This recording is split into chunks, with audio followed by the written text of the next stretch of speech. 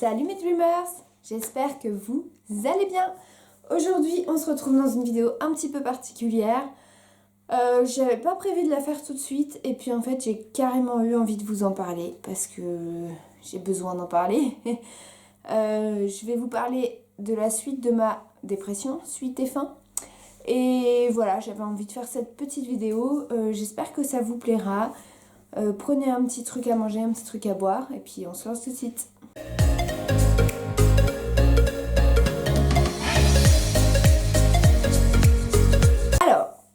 Depuis que je vous ai fait la dernière vidéo que je vous remets dans le petit ici ou là, je sais jamais, sur la dépression, il s'est passé pratiquement une bonne année, voire même peut-être, ouais, une bonne année et demie même je dirais. Et aujourd'hui, j'ai fini mon traitement, yes. Le médecin et moi-même avons estimé que j'allais mieux, ce qui est vrai, je vais mieux. Vous allez comprendre pourquoi je parle au passé après. Je vais mieux, aujourd'hui j'ai retrouvé un petit peu la joie de vivre, tout ça, je suis bien. Le souci, c'est là en fait surtout que je voulais vous en parler, c'est que j'ai donc arrêté les antidépresseurs. Et je n'ai pas été mise au courant de certains petits détails qui je pense pourraient aider les gens qui arrêtent les antidépresseurs et qui comme moi ne sont pas au courant.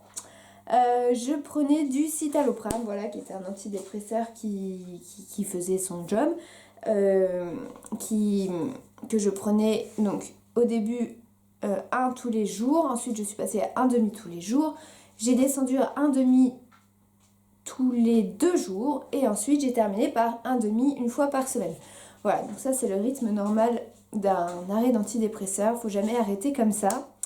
Je pense que j'aurais pu continuer à un demi une fois par semaine ou quelque chose comme ça.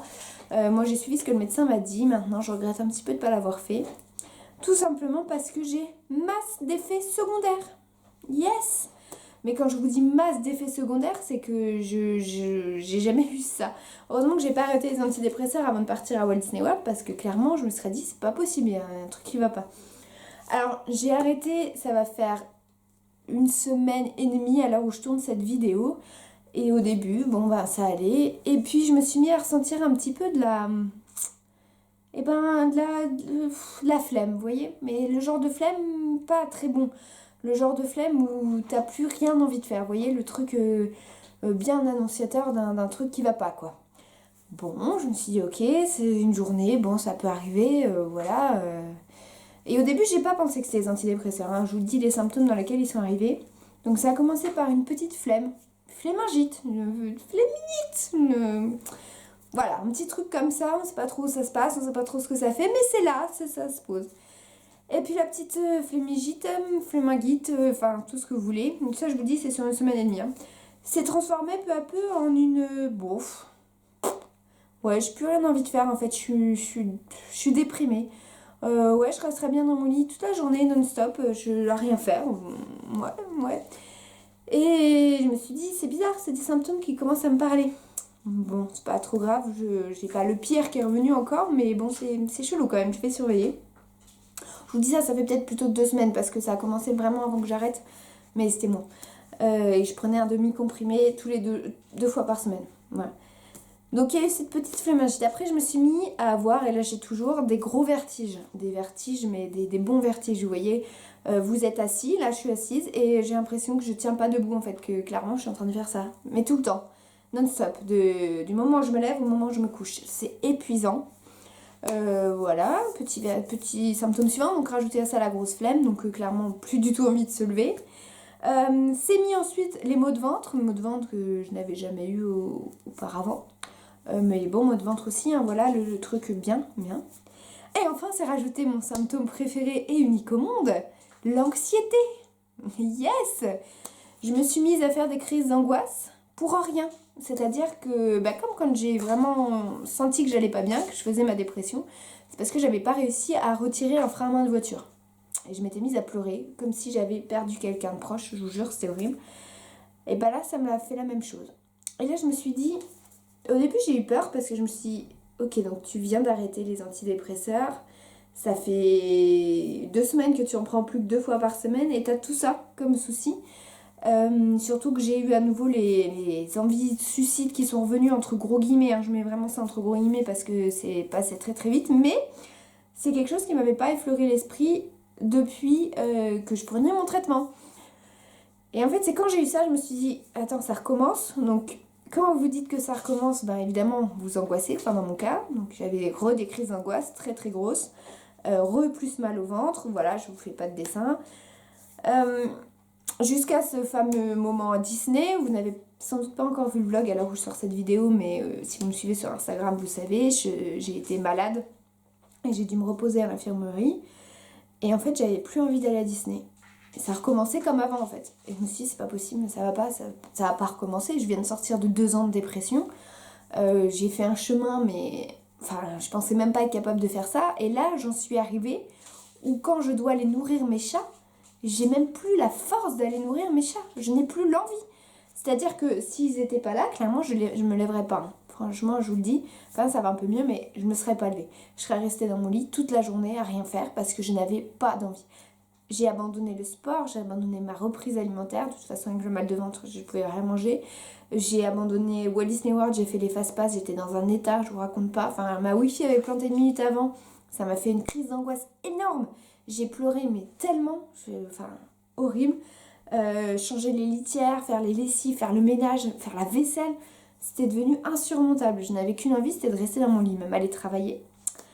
Et un moment avec mes parents, parce que j'en ai parlé, on a décidé de chercher un petit peu sur internet et on a tapé effet secondaire, sevrage, citalopram.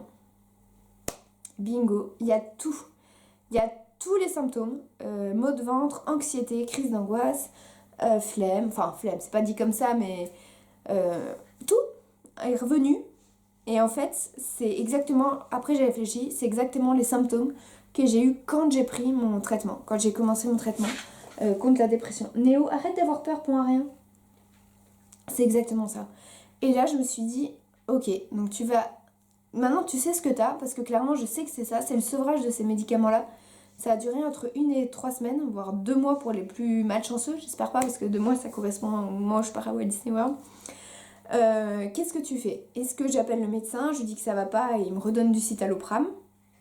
Est-ce que je suis assez forte pour supporter ces maux, ces effets secondaires indésirables? Est-ce que tu es assez forte pour ça? J'ai choisi la deuxième option, mais franchement, parce que je veux pas revivre, je me dis si je reprends le citalopram, ça fait que repousser le problème. Mais franchement, j'aurais aimé le savoir avant, que même quand on arrêtait, j'aurais dû y penser, hein, mais quand on arrêtait, on avait un effet de sevrage.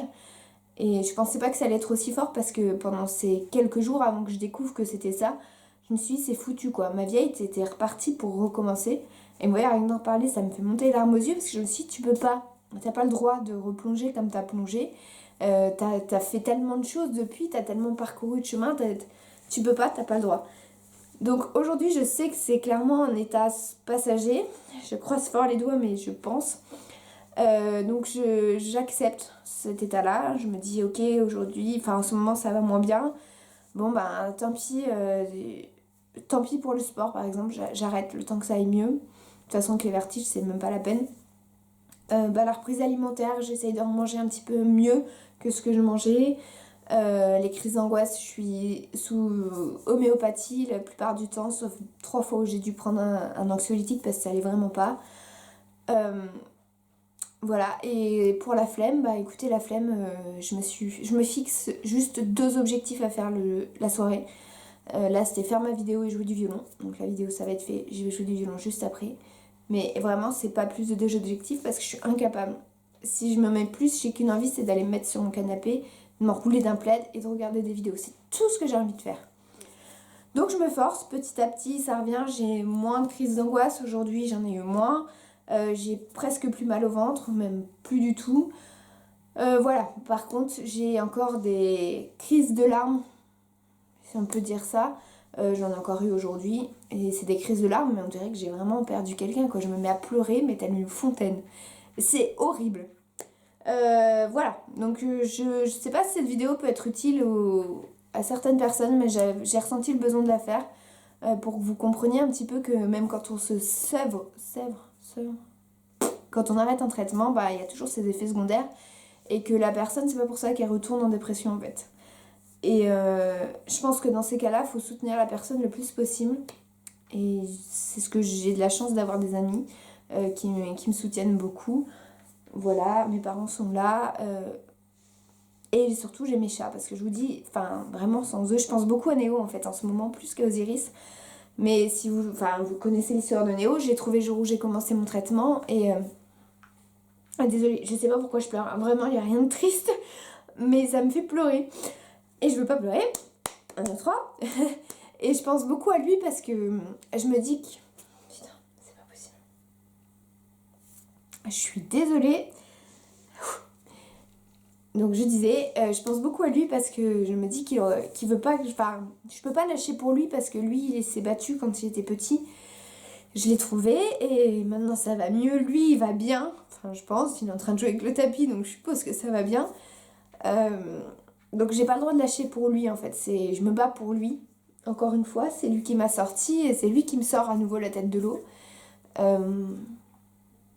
Je suis désolée, vraiment, je pleure, mais c'est rien de triste quoi. C'est l'enfer ces crises de larmes. Bref, voilà, tout ça pour dire que c'est pas un moment joyeux, que si vous passez par là, je vous souhaite beaucoup de courage. Si vous êtes en pleine phase de dépression, beaucoup de courage aussi à vous. Je sais ce que c'est, je sais ce qu'on traverse. Je suis pas à l'abri d'une rechute un jour, on n'est jamais à l'abri d'une rechute. Je vous avoue que c'est quelque chose qui me fait assez peur parce que moi-même j'aurais la sensation d'avoir tout loupé en fait. Si je rechute, ça veut dire que j'ai pas été capable d'aller de l'avant. Alors que pas forcément, en fait j'ai un terrain assez dépressif dans ma famille. Ce qui fait que c'est une maladie qui peut être chronique. Et donc ça peut revenir à différentes périodes de la vie. Maintenant j'ai les armes, vous voyez, je dis souvent que je me bats contre mon démon intérieur, mon petit démon, j'aime bien l'appeler comme ça, vous le savez. Et bien là en fait c'est lui qui a repris le dessus, donc je me bats contre lui tous les jours. Vraiment j'ai une force pour me battre que je me sens... Enfin, je me dis c'est pas possible, tu peux pas y arriver à te battre comme ça et pourtant je le fais. Mais c'est dur quoi, c'est vraiment dur. Entourez-vous de vos proches, entourez-vous des gens que vous aimez. Moi, en ce moment, je suis à fond dans mon voyage. J'essaye le plus possible, même si je vous avoue que les fast-pass m'ont achevé. Je vous en parlerai dans une prochaine vidéo. Mais ça m'a tuée. Clairement, les fast-pass, ça m'a achevé. Et puis, j'aurais peut-être pas dû aller à Disney en fait le 8, mais je savais pas que c'était tous ces symptômes de sevrage. Enfin voilà, ce qui est fait est fait. En tout cas, mes Dreamers, prenez vraiment soin de vous. Si vous avez des soucis, que ce soit d'ordre personnel, d'ordre professionnel, faut pas hésiter à en parler. Je vous rappelle que la dépression, c'est une vraie maladie, c'est quelque chose qui se soigne, c'est une maladie qui doit se combattre, c'est une maladie comme une autre, qui est pas plus simple qu'une autre. Même si on entend souvent se dire bouge-toi les fesses et ça ira mieux. Non, c'est pas vrai. La dépression, c'est une vraie maladie. Et ne lâchez rien. Surtout ne lâchez rien. Je vous fais des très gros bisous. Je vous retrouve dans la vidéo de dimanche, qui sera mon vlog à Disney, qui dure 37 minutes. J'espère que ça vous plaira. Moi, je vous fais un très gros bisou. Et je vous dis à très bientôt. Bye bye.